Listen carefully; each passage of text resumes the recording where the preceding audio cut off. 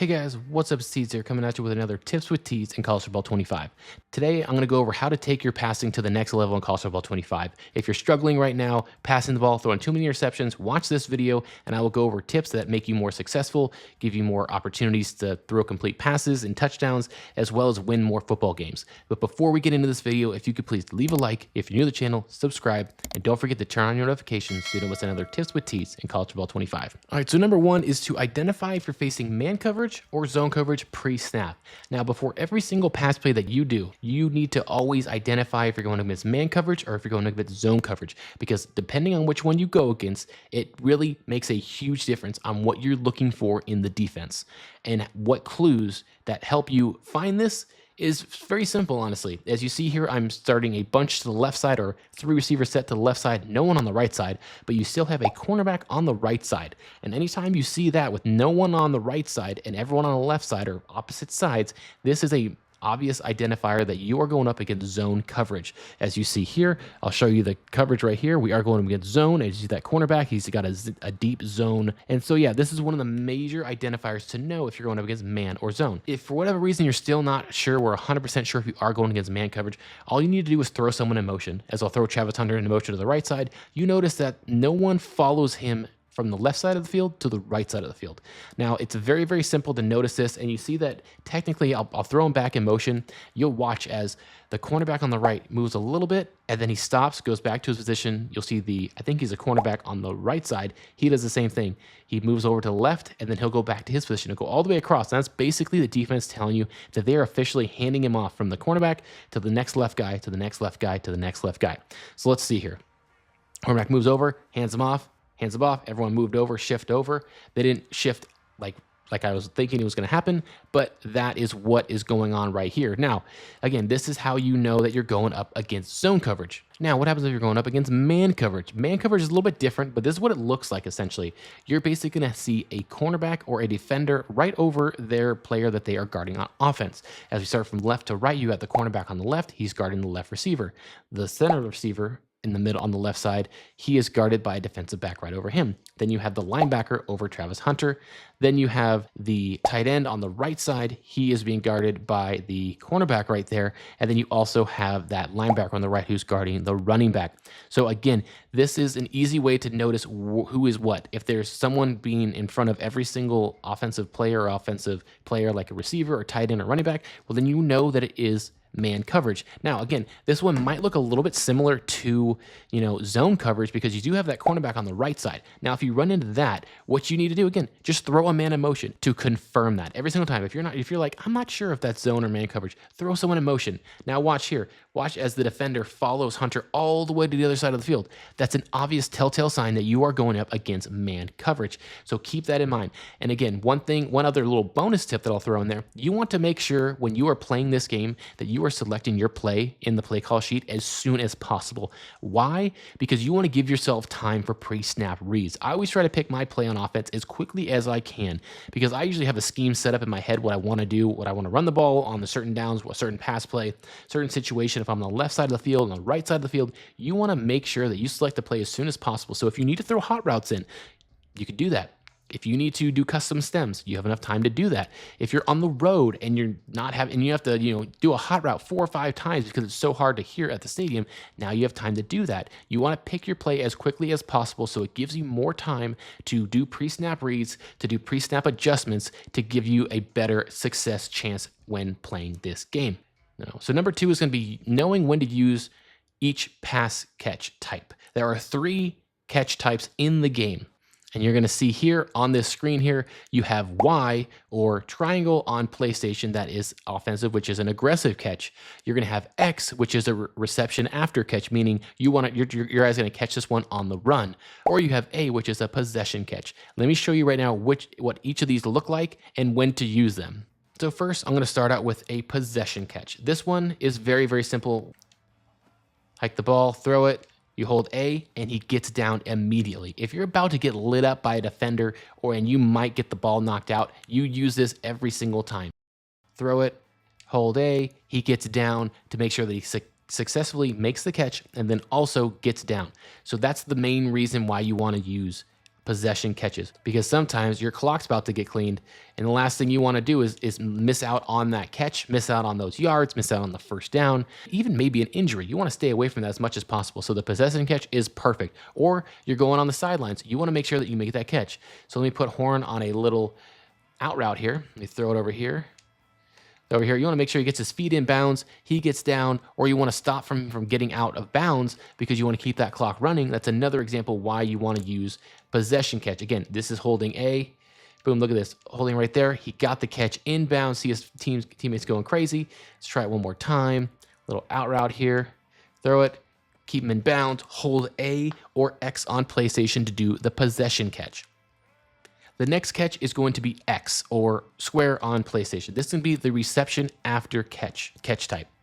This one is very common and what you want to use if you have open space. Running back's open, boom, hold X, and he catches it in stride and doesn't even stop his stride and runs all the way to the end zone.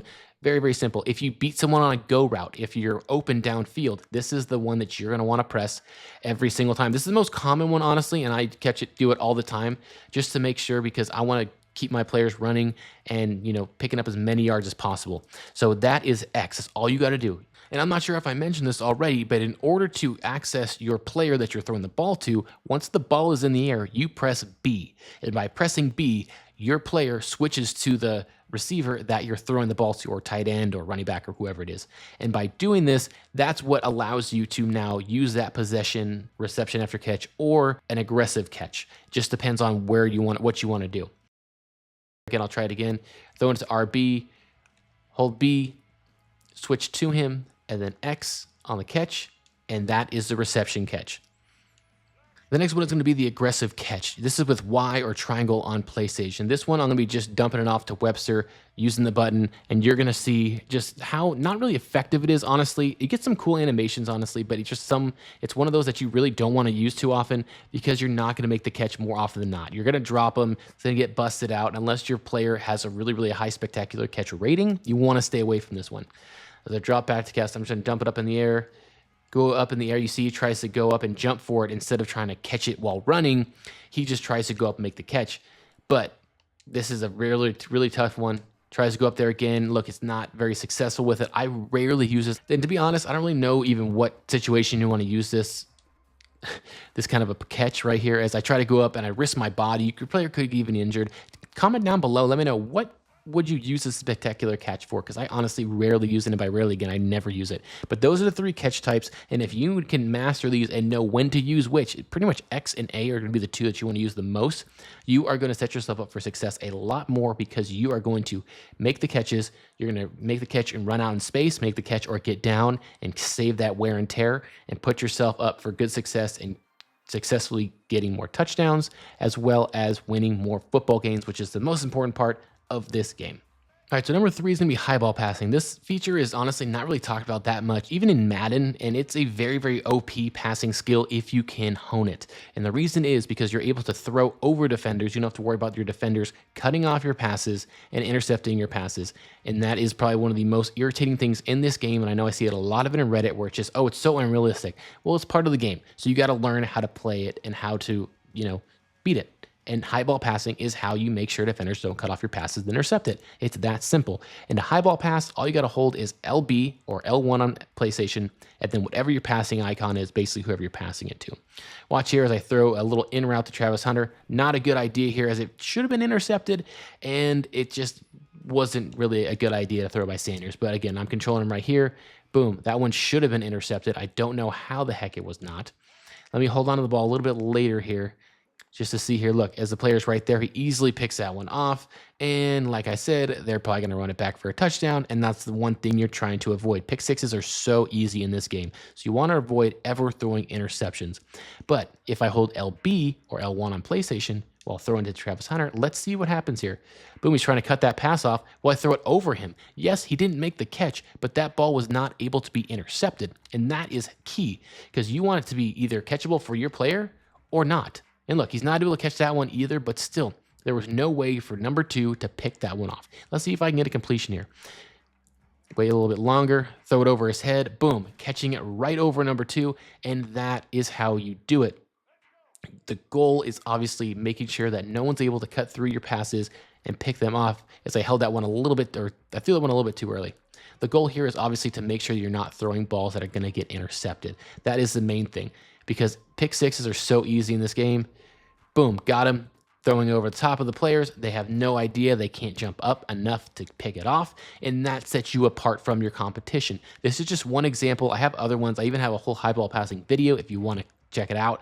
Definitely take a look at the link in the description for that. But let me know if you guys use high ball passing, because I honestly love it, especially when you're running levels concepts and you have a player running a drag route and then you have a deep in route behind it. Those are very, very OP because you're going to have to throw over a linebacker. But this is just one example on using a high ball pass and why they are obviously successful, as I'm not able to get the pass off there. One more time. Let's see if I can get this pass off. High ball pass here. Tries to cut it. Again, he's not able to make the catch, but that's okay. You're not throwing an easy interception to number 2 right there. And that's why high ball passing is very, very OP if you can do it correctly in this game. Number 4 is going to be using route concepts. When you're going up against zone coverage, route concepts is what beats zone coverage. Since you have different defenders playing different areas on the field, you have to have 2 or 3 routes that are running specific areas to open up space to make an easy throw. One little tidbit that I just found out is that you can search per route concept depending on if it's a quick pass, a medium pass, or a deep pass. And these concepts are money, because you have Omaha, you have Ohio, you have slant route concepts. You got some spacing ones as well. Stick is probably one of the most common ones used in pro football or even just football in general. Medium passes, we're going to find a lot of the fun ones. The smash concept, you're going to have double moves. You're going to have a drive concept here where you have a player running below a deep in route. You got the mesh concepts where players are running into each other, pretty much like little drag routes, and kind of hopefully, you know, the defenders run into each other.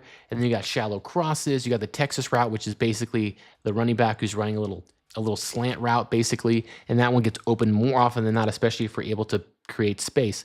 You got level concepts, pivot, Salem, shake, slot cross, all these concepts that you can search if you're not sure which one to go with. All right, so this concept right here, I'm gonna be looking at the running back, RB. I have A, who's running a streak. You got Wester, who's Y, he's running a slant, and then you got Horn, who's running a deep in route. They're gonna clear up a lot of space for the running back. As long as I'm able to hold on the ball for an extra second, you see that they all move back a little bit, leaving the running back open, who's able to make the catch for an easy first down. Again, that's all you want to do here, is basically just create space. So for right now, what I'm going to do is create another little concept. This one's more of a dagger kind of a concept with my tight end on the right, and then you have Y, who's running a drag route. Essentially what's going to happen is the tight end is going to push back the linebackers, and then you're going to have Y running underneath in that open space for hopefully an easy catch. Easy catch, about 5-7 yards. And that's what you want to do. You want to look for good concepts in this game. As I'll throw one more concept in for you here. This one is known as a wolf concept, in my opinion. On the left side, you have Horn Jr., who's running a quick little out route, and then you have Webster, who's running a corner route. So here, basically, you watch Horn. If he's open first, you hit him. If he's not open, you look for Y second. That's all you got to do. Boom. Oh, he's open.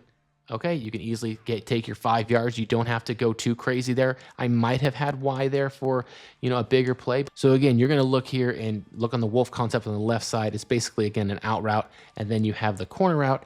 And with that, you're going to, again, look for X first, and then you're going to throw to Y if he is covered. Try back to pass. Boom. Open. Take your medicine, take your 5 yards. But you got to look for concepts that work for you. You want to keep your eyes on one side of the field. You don't want to have to scan the whole field, because when you scan the whole field, none of us, or not many of us, are going to have enough time to do that while connecting the correct pass icon to make the play. So you want to get away from that as much as you can and just maybe take off half of the field. If you have a lot of time, you can have great pocket presence, great for you, but that's not how all of us do it. So just keep in mind, you want to keep in mind that route concepts are huge, and you want to make sure that you're comfortable with your route concepts and use them to your advantage when going up against man coverage. All right, so the 5th tip that I got for you guys is looking at your matchups for your receivers and tight ends. So to do that, all you do is hold left trigger, or L2 on PlayStation, and then right stick to the right. By doing that, you bring up the matchup screen.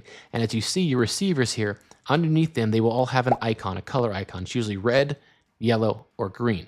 When it's green, they have an advantage against the defender they're going against. If it's yellow, it's more 50-50. When it's red, they don't really have an advantage. So what I usually look for, especially if I'm going up against a team that I'm not too familiar, I look up this matchups pre-snap. Again, one other reason to select your play as soon as possible, because when you select your play as soon as possible, you can take a look at this screen, see who's got a better advantage against their man, who are the mismatches on the field. And by doing that, I'm just going to run a quick little deep ball. And usually when they're playing up against me in man coverage and I see that one of my players is green, well, I'm going to lob it up to Travis Hunter and see if he's able to bring him down. See if I can go to Travis Hunter here on that corner. Going deep, he beat his man. Boom, easy catch. He beat him off of the press, and that's what you got to do. You got to look for those mismatches. You always got to look for mismatches over the field. If you see a linebacker over a running back, a linebacker over a faster receiver, take advantage of that. Change up your play art. Set up a hot route so you can beat that. But that's all you got to do here. This is one of the bigger tips because you need to see who is you could take advantage of here. And let's see if I can get this ball up. I can't, but Travis Hunter, oh my gosh, what a catch for a touchdown there. But that's number 5, and that's the last one, guys. Hopefully you guys like this video. Hopefully you guys learned something with this video, and if you have, please leave a like. If you're new to the channel, please subscribe, and don't forget to turn on your notifications so you don't miss another Tips with Tees at College Football 25. Thanks. I'm out. Peace.